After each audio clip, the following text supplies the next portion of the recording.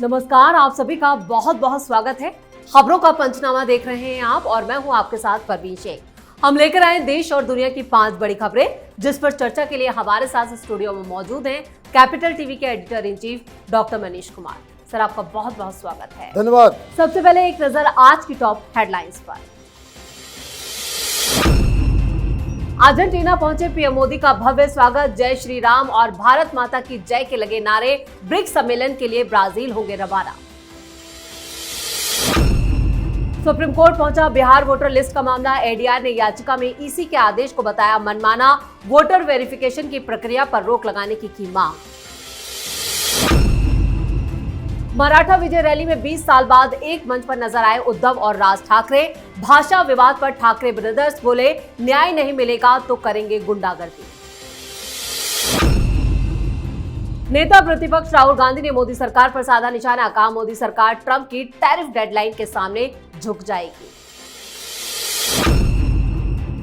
बिलावल भुट्टो जरदारी ने एक बार फिर कराई पाकिस्तान की फजीहत, बोले आतंकी मसूद अजहर कहां है हमें नहीं पता, भारत दे जानकारी। खबरों में सबसे पहले बात पीएम मोदी की। प्रधानमंत्री नरेंद्र मोदी अपनी 5 देशों की विदेश यात्रा के तहत अर्जेंटीना के दौरे पर हैं। इससे पहले वो घाना और त्रिनिदाद एंड टोबैगो की यात्रा पूरी कर चुके हैं। अर्जेंटीना में उनका भारतीय समुदाय और स्थानीय लोगों ने जबरदस्त तरीके से स्वागत किया। मोदी मोदी, भारत माता की जय और जय हिंद से पूरा माहौल उत्साह और गर्व से भर गया। पीएम मोदी इस दौरे के बाद ब्राजील रवाना होंगे, जहां वो ब्रिक्स शिखर सम्मेलन में हिस्सा लेंगे। ब्राजील की यात्रा से पहले ही भारतीय समुदाय ने उनका स्वागत करने की भव्य तैयारी कर ली है। पीएम मोदी की जय और मोदी मोदी के नारे। देखिए, ये बड़ा अजीब लगता है कि हम लोगों ने पहले भी प्रधानमंत्रियों को विदेश जाते हुए देखा, लेकिन कभी ये आपने कोई इस तरह के वीडियोस या उस तरह की खबर नहीं सुनी होगी कि भारत माता की जय के नारे लग रहे हो। ऐसा नहीं होता था। कहीं ऐसा नहीं हो जय हिंद हो रहा है, जय श्री राम हो रहा है। इस तरह के नारे जो प्योर भारतीय हैं, ये कभी नहीं होता था। क्यों? उसकी सबसे बड़ी वजह होती थी ये कि हमारे नेता तो जाते थे वहां, लेकिन वहां पहुंचने वाले भारतीयों को वो गर्व की अनुभूति नहीं होती थी। अभी होती है। ये फर्क है कि प्रधानमंत्री को देखने के लिए भीड़ उमड़ पड़ती है। लोग तैयार होकर के आते हैं, नारेबाजी, कपड़े, अब आप ये समझिए कि एक जश्न का माहौल बन जाता है। मनमोहन सिंह से मिलने कौन आएगा? मनमोहन सिंह को देखने कौन आएगा?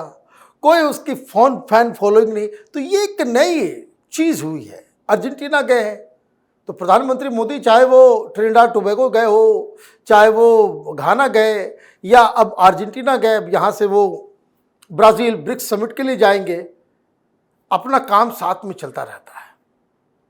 कई सारे करार जो है वो घाना के साथ भी हुआ, ट्रिनिडाद टोबैगो के साथ भी हुआ। अब अर्जेंटीना से बताया जा रहा है कि $44 मिलियन उसके व्यापार, उसका रास्ता खुल गया है। तो कहने का मतलब ये है कि हिंदुस्तान जहां पहले नहीं जाता था, नहीं पहुंचता था, जहां हिंदुस्तान की पहुंच नहीं थी, वहां भी अब मां भारती की जय जयकार हो रही है। जी, खबरों में अब बात वोटर लिस्ट पर मचे बवाल की। बिहार में वोटर लिस्ट रिवीजन को लेकर हंगामा मचा है।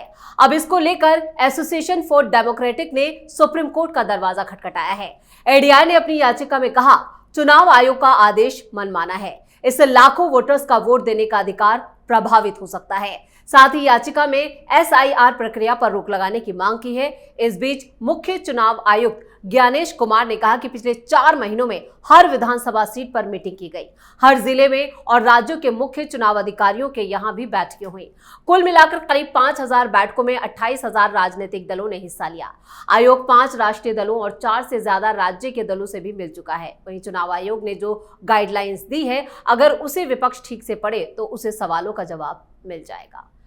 वोटर लिस्ट का जो मामला है सुप्रीम कोर्ट पहुंच गया है। देखिए, ये एडीआर वाले जो है वो पॉलिटिकल हिट जॉब करते हैं विपक्षी पार्टियों को लिए। वही सब लेफ्ट लिबरल कबाल, उसी का एक हिस्सा है ये। तो आप चले गए, अच्छी बात है, आप गए, आप अपना भी शौक पूरा कर लीजिए। अब वकीलों का एक जत्था लग जाएगा साथ में। कि भाई आप एक संवैधानिक संस्था के फैसले के ऊपर आप सवाल खड़े कर रहे हो कि एक फैसला लिया गया इलेक्शन कमीशन के द्वारा। पिछली बार 2003 में जब SIR हुआ था तो 30 दिन लगे थे। इस बार रिसोर्सेज भी ज़्यादा है, लोग भी ज़्यादा है और आजकल टेक्नोलॉजी भी अलग है। जो जानकारी मिल रही है कि ये पूरा का पूरा बिहार वो 11 दिन में हो जाएगा, 30 दिन की तो बात ही छोड़ दीजिए।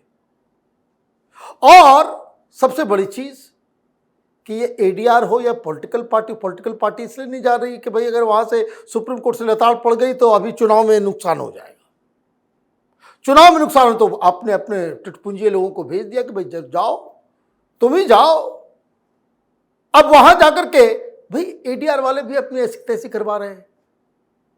एक प्रक्रिया, एक घोषणा की गई है, उसमें काम शुरू हो जाए, उसमें त्रुटियां नजर आए, बेशक आप सुप्रीम कोर्ट जाइए। अगर लाखों लाख लोगों को वोट देने का अधिकार छिन जाएगा, ऑफ कोर्स जाना चाहिए।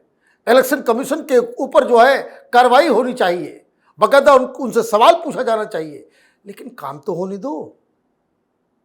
लेकिन आप प्री जज कर ले रहे हैं पहले से। तो अब अगर आप प्री जज कर ले रहे हैं तो इसका मतलब यह है कि आप फर्जी वोटर्स को बढ़ावा दे रहे हैं, डुप्लीकेशन उसको बढ़ावा दे रहे हैं। जो लोग मर गए उनका लिस्ट बना रहे, बुर्का पहन के लोग जाकर के वोट मार दे। ये चाह रहे हो तुम लोगों ने तमाशा बना रखा है इस देश का। बांग्लादेशी वोटर चाहिए तुमको, अजीब कहानी है। भाई आप इलेक्शन कमीशन को काम करने का मौका तो दो। गड़बड़ी होगी, जाओ भाई, पॉलिटिकल पार्टी तो हर जगह लाख से ऊपर पॉलिटिकल पार्टीज के BLA आपने तैनात कर दिए। भाई किसी व्यक्ति के साथ अन्याय होगा, मीडिया है, सोशल मीडिया है, आजकल तो सारे लोग हर पॉलिटिकल पार्टी हर गांव में मौजूद है।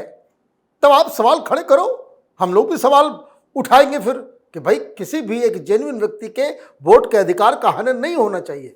लेकिन तुम लोग जो कर रहे हो, ये बांग्लादेशियों, रोहिंग्यास, ये मुसलमानों के डुप्लीकेशन जिनका कोई लेना देना नहीं है, ये माइग्रेशन के नाम पे तुरंत गरीब के लोगों को कैसे भाई जो दिल्ली में रह रहा है वो दिल्ली का वोटर है, बिहार में जन्मा या सब कुछ हुआ, हम लोग भी बिहार से आते हैं, हमारा भी वोटर लिस्ट में नाम बना हुआ था बिहार में। अब यहां रह रहे हैं तो दिल्ली का है, वहां कैंसिल हुआ। ये क्या तमाशा बना रखा है तुम लोगों ने? ये बेसिकली सिक माइंडसेट कि सरकार कुछ भी करेगी उसका विरोध करना है, पूरे इलेक्टोरल प्रोसेस को बदनाम करना है, हिंदुस्तान की डेमोक्रेसी के ऊपर सवाल खड़े करना है। उस मानसिकता की वजह से ये सब चाइनीज दलाल और जोर शोरों से पैसे खा करके ये तमाशा करने वाली पॉलिटिकल पार्टीज का किया धरा है। बिल्कुल सही कहा आपने। और खबरों में आगे का रुख करते हैं। उद्धव और राज ठाकरे आज मुंबई में मराठा विजय सभा में एक साथ नजर आए। ये रैली मराठी अस्मिता की जीत का जश्न मनाने के लिए की गई। इस दौरान दोनों भाइयों ने सीधी सीधी धमकी दी कि न्याय नहीं मिला तो गुंडागर्दी करेंगे। उद्धव ठाकरे ने कहा कि अब हम दोनों मिलकर उसे बाहर निकाल देंगे जो हमें बांटना चाहता है। सालों बाद मैं और राज मिले हैं। मुंबई मराठियों की थी और मराठियों की रहेगी। वहीं राज ठाकरे ने अपने संबोधन में कहा, अभी हम शांत हैं, लेकिन इसका मतलब ये नहीं है कि हम कमजोर हैं। मुंबई को महाराष्ट्र से अलग करने की धमकी दी जा रही है, लेकिन कोई ऐसा करके तो दिखाए। 3 भाषा का विषय केंद्र का है और इस मसले पर राज्य और केंद्र के बीच तालमेल होना चाहिए था। हिंदी भाषा को लेकर जिस तरह से खुली धमकी दिए ठाकरे बंधुओं ने, वो क्या है? देखिए, गुंडागर्दी डिस्प्ले हो रहा था आज कि हम गुंडे हैं बड़े शौक से, और तमाम विपक्ष की पार्टी के लीडर जो है वहां पे ताली बजा रहे थे, है ना। भाई 3 लैंग्वेज से ये मुद्दा शुरू हुआ, हिंदी को उसमें डाला गया 3rd लैंग्वेज के रूप में। आपने अस्वीकार कर दिया, सरकार ने भी फैसले बदल लिए। हालांकि सरकार को फैसला नहीं बदलना चाहिए, सरकार को यह फैसला नहीं बदलना चाहिए। दूसरी चीज, मुंबई मराठियों की है, अच्छा, कलकत्ता बंगालियों की हो गई और दिल्ली पंजाबियों की हो गई, है ना। यहाँ कोई महाराष्ट्र का आदमी नहीं रहता दिल्ली में, कोई महाराष्ट्र मराठी जो है वो बेंगलोर में नहीं रहता, हैदराबाद में नहीं रहता। कल तो फिर इसी तरह गुंडागर्दी करेगा ये ओवैसी, ये कहेगा भाई तो हैदराबाद, ये तो मुसलमानों का शहर है। यही तमाशा करने जा रहे हो तुम लोग। आपको न्याय किस चीज के लिए चाहिए और किस चीज की जीत की विक्ट्री हो, मैंने जीत को सेलिब्रेट किया जा रहा है। सरकार ने फैसले खत्म कर दिए, मामला खत्म हो गया वहीं पे।